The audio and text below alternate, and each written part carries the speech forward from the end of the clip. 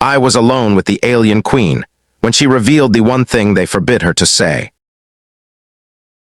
White heavy checkmark complete 5,000-word HFY sci-fi YouTube script, version 2.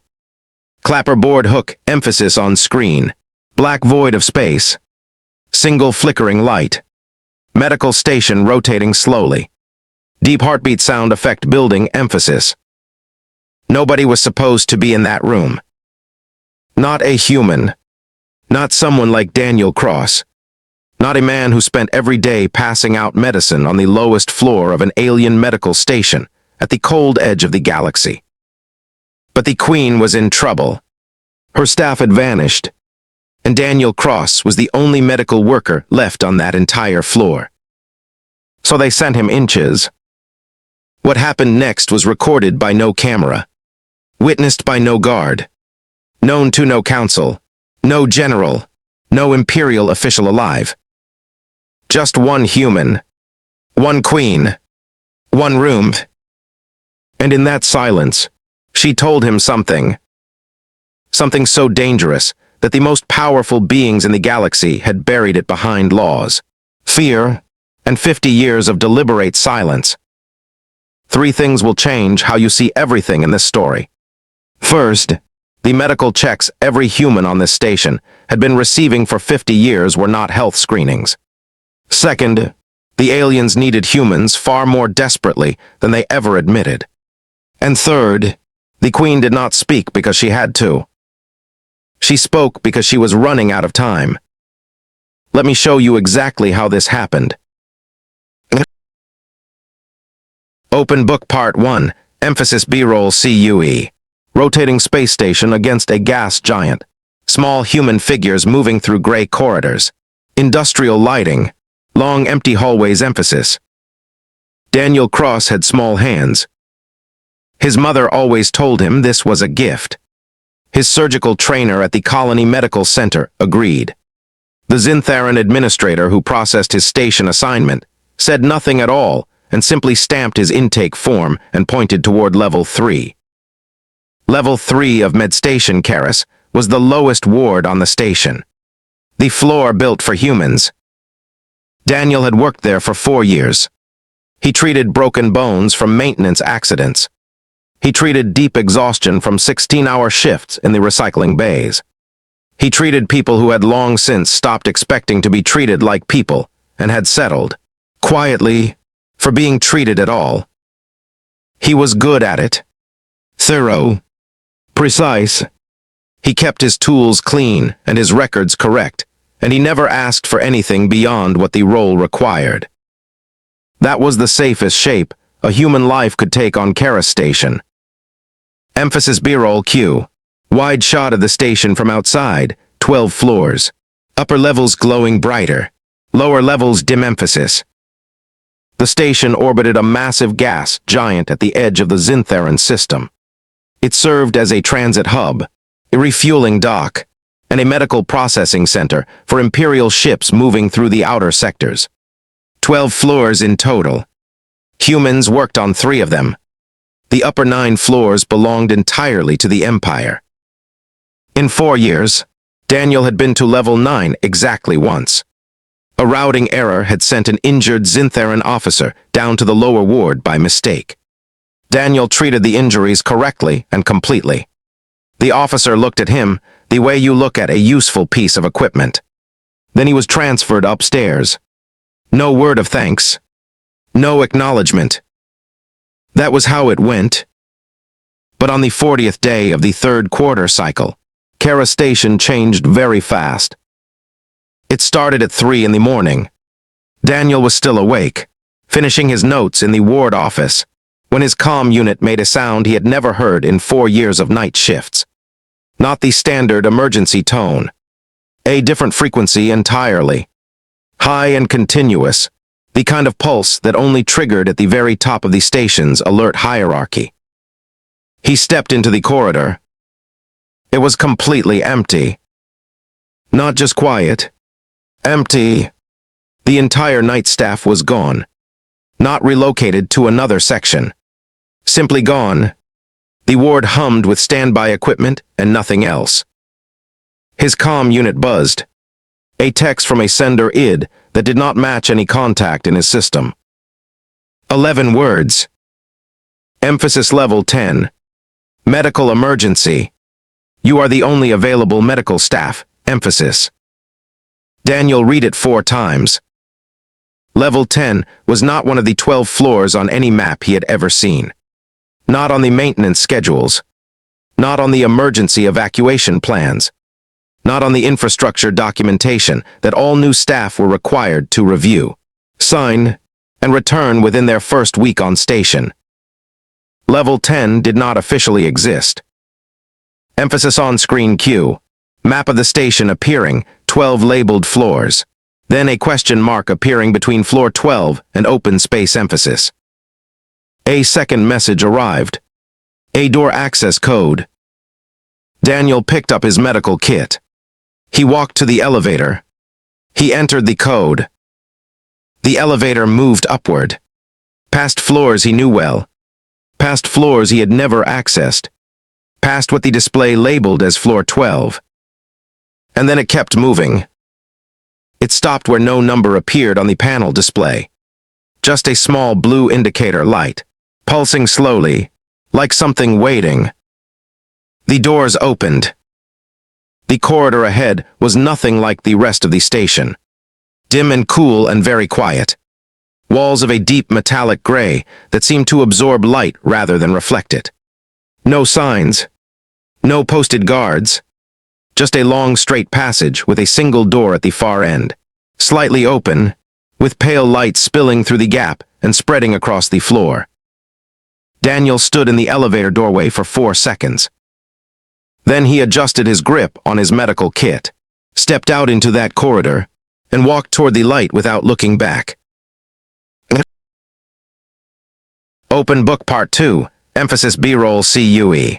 Heavy door slowly opening, pale light expanding, advanced medical equipment visible inside, atmosphere of quiet tension emphasis.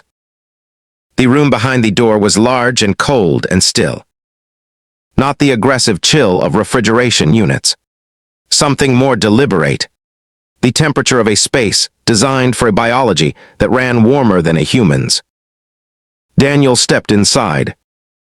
The equipment was unlike anything on level 3. Advanced atmospheric regulators. Monitoring arrays so complex that Daniel could identify their general purpose, but not their individual specifications. Life support systems that cost more than the entire annual supply budget for the lower ward combined. And in the center of the room, elevated on a medical platform, was the Queen. Daniel had seen Queen Seraphine in official broadcasts. Formal addresses delivered twice yearly to all station staff on screens in the common areas. In those broadcasts, she looked exactly as a Queen of 9 system should look. Composed, unreachable, ancient in a way that made the word ancient feel insufficient. Tonight she did not look like that at all.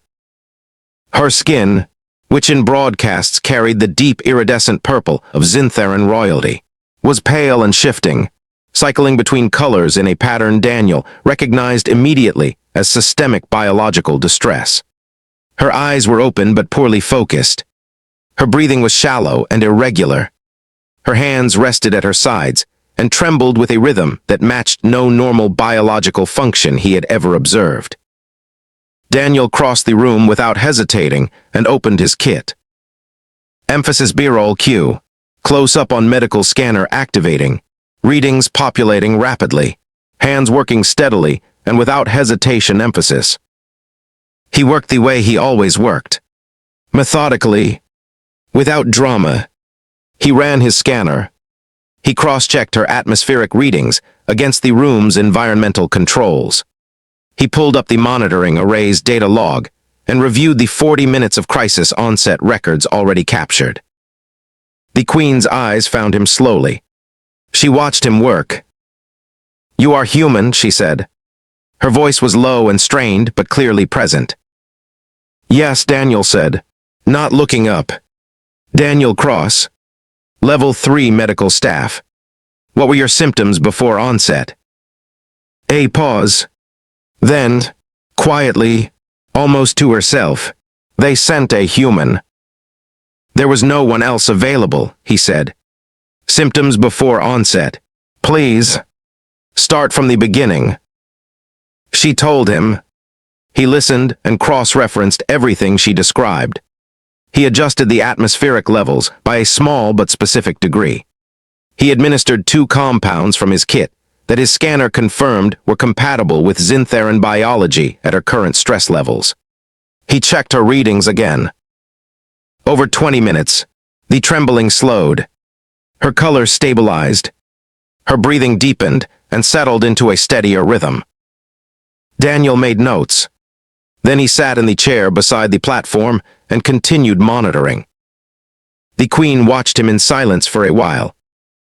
"You are not frightened," she said. It was not quite a question.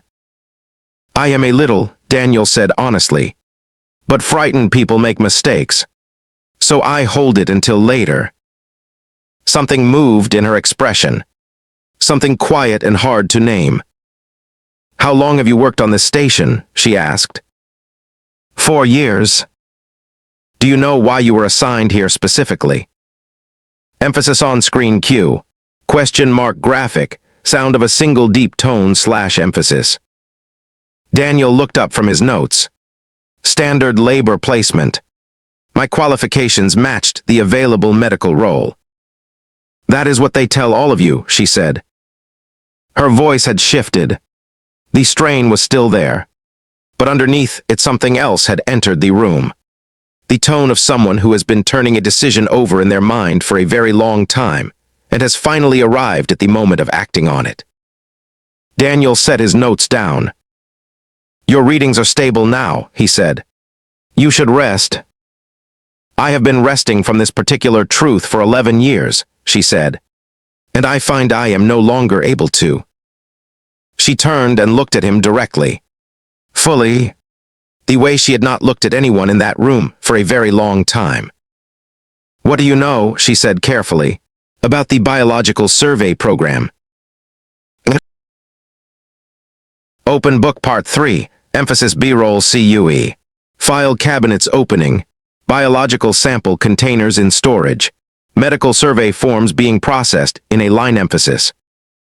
Daniel Cross knew how to keep his face still. 4 years in the lower ward of an Imperial station taught you that whether you wanted to learn it or not. Visible reactions drew questions, and questions in the wrong direction drew consequences. So you learned to receive things without showing them. He kept his expression calm now, but his mind was already running very fast. Every human worker on Karis Station participated in the biological survey program. It was mandatory. Twice per year, you reported to the survey station on Level 3. A technician took a standard sample. You received your clearance stamp and went back to your shift. No explanation of what was being measured. No results ever shared with the subject. Most people assumed routine health monitoring. Some assumed Imperial population tracking. Nobody asked directly.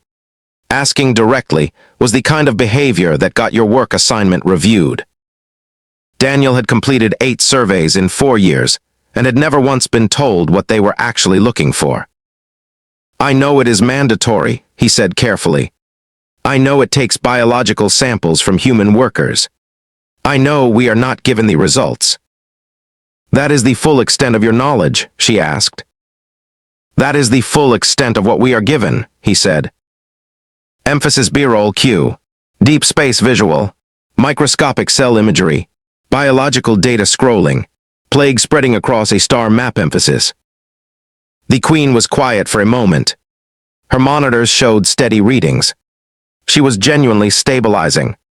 But she made no move toward rest. 11 years ago, she said, a Xyntheran research team found something inside the biological data collected from human survey samples over the previous 30 years of programs across multiple stations and colonies. She paused. An enzyme, present in human biology at a consistent and measurable level. An enzyme that exists in no other known species anywhere in the galaxy. Daniel waited. The team initially believed it was a simple genetic anomaly. Interesting but not urgent. Something to document and archive. Her voice steadied further as she continued. Then the Keras plague arrived. Every medical worker in the outer sectors knew what the Keras plague was. A biological pathogen that emerged 8 years ago in the Xintheran system. It attacked the central neural regulation system of every NO and human species it encountered. Fast-moving, completely resistant to every compound Imperial medical research could produce. Within 2 years, it had reached 4 systems. Within 3 years, it had spread to 7. The official broadcasts reported that an Imperial treatment protocol was developed and successfully deployed. The plague was contained. Crisis resolved. Imperial medical science had prevailed. That was the story Daniel had been given. The enzyme present in human biology, the Queen said, is the only compound that neutralizes the Keras pathogen at the cellular level. Completely, permanently, with no side effects. Nothing the Empire's research teams produced independently came close to it. Only the human enzyme worked. Emphasis on screen cue. Freeze frame effect, single low-tone text flash. They knew emphasis. Daniel went very still. The survey programs were never health screenings, she continued. They were extraction operations. The enzyme was harvested from human biological samples, synthesized in concentrated form, and distributed as the official Imperial treatment protocol that stopped the plague. She looked at him directly. Billions of NO and human lives saved. Across 7 systems, using a compound taken from human beings who were never told what was being taken from them. Never told why it was needed. Never told that they had saved the galaxy. The monitoring array beeped softly. Daniel checked it automatically. Reading stable. He looked back at the Queen. "Why are you telling me this?" he said. "Because the plague has returned," she said. "A new variant. Different enough that the synthesized stockpile from the original program does not neutralize it. The research team has been working on a solution for 8 months. They cannot replicate the natural enzyme synthetically for the new strain. Fresh extraction from human subjects is the only thing that works against it." She held his gaze. "And because the Council voted 6 weeks ago to accelerate the extraction program significantly, without informing the human workers, without consent, at levels that the Imperial Medical Research Team formally flagged as biologically harmful to the human subjects." Open Book Part 4, Emphasis B-Roll CUE. Council Chamber Visual. Voting screens. Hands raised. Then cut to a single dissenting light. 1 vote against 7/emphasis. Daniel sat with that information. Not because it was slow to reach him. It reached him immediately, completely, and in precise detail. He sat with it because some things need moment of acknowledgement before you decide what to do with them. Humans had saved billions of lives. Without being asked. Without knowing. Without a single word of recognition from the civilization that had taken from them what it needed, and then continued treating them as the lesser species whose purpose was to serve. And now the same council wanted more, at levels that the Empire's own medical team had officially flagged as damaging to the people they were taking it from. "How harmful exactly?" he said. "The flagged report. What do the numbers actually say?" The Queen reached toward the side of the platform and produced a small data chip. She held it out. Daniel took it, inserted it into his scanner, and opened the file. He read the way he always read medical documents. Not the summary language. The numbers underneath. And what the numbers said was not open to interpretation. Emphasis on screen cue. Data visualization. Projected harm timeline across years. Red zones growing steadily emphasis. At the proposed new extraction rate, human subjects would experience measurable degradation in cellular regeneration capacity within 18 months. Neurological impact would become clinically significant within 3 years.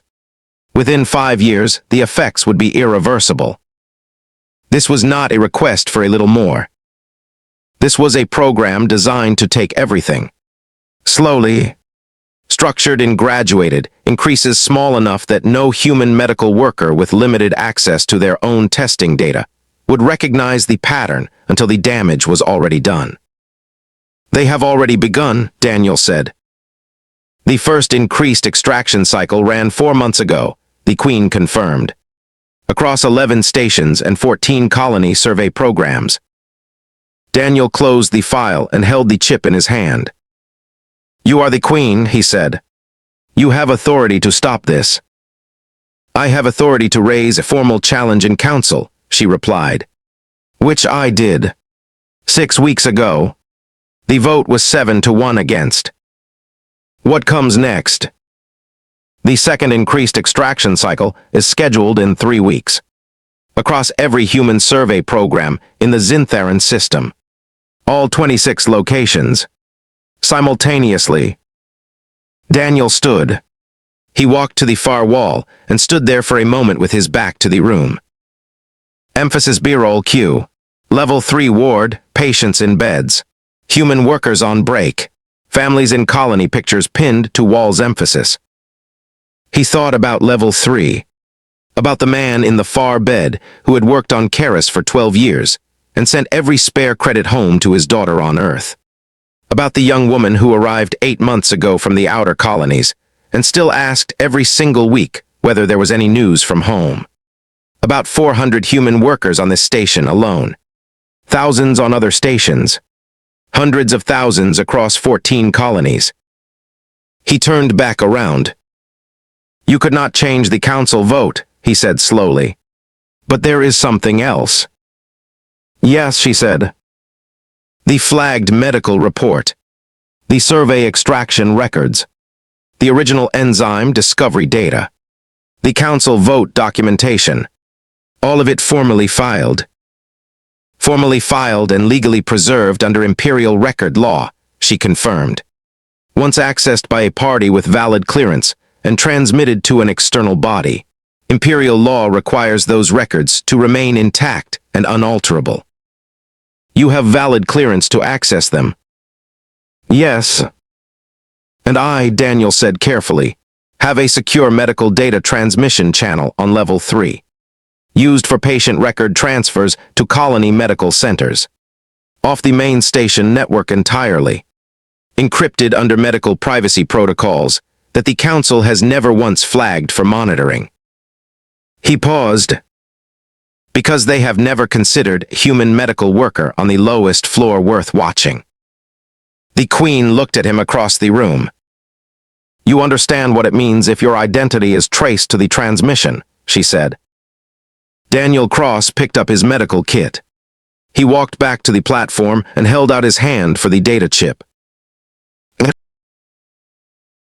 Open Book Part 5, Emphasis B-roll CUE. Empty corridors. Elevator descending. Level 3 ward reappearing. Single workstation glowing in the quiet emphasis. Daniel did not run. Running meant attention. Attention meant questions. Questions at 3 in the morning from a man carrying something that could end his placement on this station permanently meant a very short end to something that needed to finish. He walked back through the corridor. Into the elevator. He entered no special code this time. Just his standard level 3 authorization. The doors closed. The elevator descended. Past floors that did not exist on any map. Past floors that did. All the way down to the lowest ward on Karis Station. The doors opened. The familiar smell and sound of level 3 came back to him like something solid. The ward was still empty. He did not know how long he had. The night staff had been cleared deliberately. Someone at the very top of this station had made sure Daniel had a window tonight. But windows were not permanent. He sat at his workstation. He inserted the data chip. He opened his secure medical transmission channel. the quiet encrypted line used for routine patient record transfers to colony medical centers, invisible to the station's primary monitoring network, because no one in the Imperial infrastructure had given a second thought to what a human medical terminal in the lower ward might someday send. Emphasis B-roll Q. Data transferring, progress bar moving. Files uploading, transmission signal spreading outward emphasis. The files were large. 11 years of survey data. Extraction records. Research team assessments. Council vote documentation. The complete medical harm projection with every number and every projected outcome laid out in clinical language that left no room for alternative interpretation. Daniel transmitted it to 7 locations simultaneously. Not only colony medical centers. He had thought carefully about this on the walk back from level 10. The information needed to land somewhere it could not be quietly rerouted and archived. Colony medical boards with independent legal standing under Imperial Charter. Human advocacy offices that existed in small, underfunded, largely ignored corners of the service agreement framework, but were legally recognized nonetheless. And one external address the Queen had included in the chip without explanation. An address outside the Zintheran system entirely. The file header identified it in 3 words. Galactic Medical Ethics Tribunal. Daniel had encountered that name once during his medical training. An ancient interspecies legal body. Largely ceremonial at this point, his instructor had mentioned a formality from an earlier era of galactic law. Rarely referenced. Never used. Reportedly, however, still fully active. The transmission completed in 4 minutes and 17 seconds. Daniel removed the chip. He held it for a moment. Then he stood up, walked to the waste disposal unit in the corner of the ward, and dropped it inches. Emphasis B-roll Q. Comm screen activating, formal response appearing. Official seal displaying emphasis. He returned to his workstation and pulled up a standard intake form. He had filled in 3 lines when the first response arrived on the secure channel. The Galactic Medical Ethics Tribunal. Automated receipt confirmation. Case intake number assigned. Formal investigation process initiated. Under Article 7 of the Interspecies Medical Accord. Daniel looked at that notification for a long time. Article 7. He had read it once in training. Never thought of it again since. It required mandatory and immediate suspension of any biological program under formal investigation. Empire-wide. All locations. Effective within 72 hours of case intake. The second extraction cycle was scheduled in 3 weeks. 3 weeks later, on the morning that cycle should have launched across 26 survey locations simultaneously, every single program was suspended. Pending full investigation. Kara Station received the official notification at 7 in the morning. It was posted on every information screen throughout the station, including, for the first time, on the screens in the Level 3 common area. Daniel was eating breakfast when the notification appeared on the screen above him. Beside him sat the man from the far bed, who sent money home to his daughter every month. Across the table was the young woman who still asked every week about news from the outer colonies. Around them sat 200 other people who had spent years quietly and unknowingly protecting a galaxy that had not told them they were doing so. They looked at the screen. Nobody fully understood what they were reading yet. That would come later, when the full investigation records were released, when the original survey data was published, when the Council was required to formally respond to 11 years of documented extraction without consent. But the program had stopped. Emphasis B-roll Q. Queen Seraphine at the window on level 10, looking out at the stars, expression still and unreadable emphasis. High above level 3, on a floor that appeared on no official map, Queen Seraphine stood at the window and watched the stars and waited. She had voted against the Council 6 weeks ago and lost 7-1. But she had also, on one quiet night in a room without cameras, made a different kind of choice entirely. And that choice, it turned out, did not require council vote to take effect. Direct hit final reveal and conclusion. Emphasis B-roll CUE. Slow zoom on a single workstation on level 3. Then pull back to the vastness of space around the station / emphasis. Here is the thing that everyone misses when they first hear this story. The Galactic Medical Ethics Tribunal had been described as ceremonial for over 200 years. No case had been filed with it in recorded memory. Most legal scholars in the Empire reportedly believed it had no real enforcement power remaining. But it did, because nobody had ever bothered to remove it. Laws that are never used tend to be forgotten, and laws that are forgotten tend to stay exactly as they were originally written, full authority intact, waiting quietly for the one moment when someone decides to actually use them. Daniel Cross did not challenge an empire with a weapon. He challenged it with a medical terminal and a piece of ancient paperwork that had been sitting unused for 2 centuries, waiting for someone with the nerve to pick it up. The most powerful systems in the galaxy are rarely brought down by force. They are brought down by the people inside them, in the quiet hours, doing the right thing when nobody is watching. If this opened your eyes, the next story goes even further into what ordinary humans are truly capable of. Loudspeaker outro and call to action, emphasis on screen cue, channel logo, subscribe animation, comment box prompt appearing emphasis. What just happened in this story is more than science fiction. A man from the lowest floor of an alien station used a quiet encrypted channel, a chip smaller than his palm, and 4 minutes and 17 seconds to stop a program that had been running for 11 years across 14 colonies. A queen who could not win a formal vote found a different door entirely and walked through it. And 400 people on a gray station at the edge of space ate breakfast on a morning when the thing that had been taken from them without permission was finally, officially, stopped. 3 things to take with you from this story. First, systems built to exploit people depend entirely on those people never discovering the truth. Second, ancient laws created by powerful people can be used by absolutely anyone with the knowledge and the courage to act on them. Third, the right action taken by one ordinary person in the right moment can protect thousands of people who will never know your name. If this story landed differently than you expected, hit that like button right now.